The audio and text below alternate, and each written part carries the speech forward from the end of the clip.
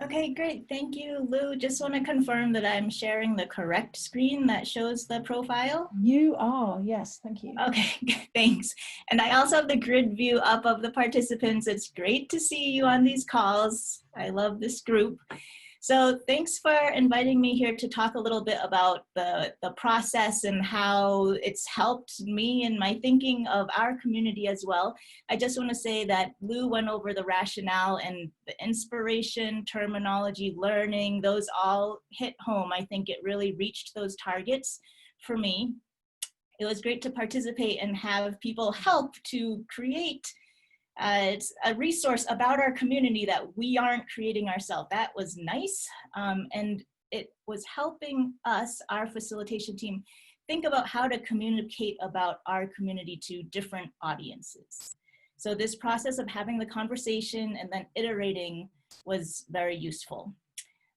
So I'm repeating myself, but it was great to have that conversation and think about these questions that usually nobody asks me about the community. Is very useful in our thinking. So thanks to the CSCCE. So I just have screenshots of our profile here, and I'm the coordinator for the USGS Community for Data Integration. It is a community of practice in the US Geological Survey to, as you can see here, grow the knowledge base and data integration and management in the earth sciences. And it's been around for about 10 years, and I've been the coordinator for about 5 years. So I thought about 3 things I wanted to share with you all about this process and this profile.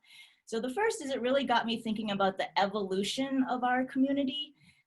This is a snapshot, which is super useful, but even since we did the interviews only a few months ago, when they came back with the draft, I was like, oh, there's changes. We have changes in the number of participants.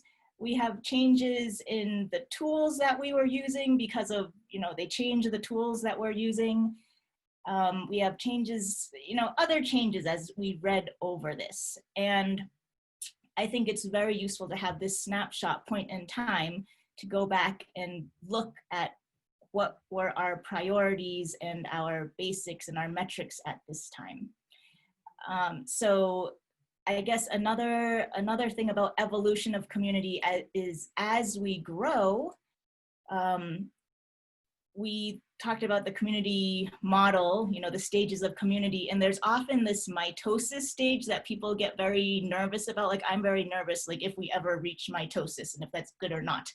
But going through this process made me think about the mitosis phase, and if we did have to split up to address the concerns of certain parts of our community better, how would that work?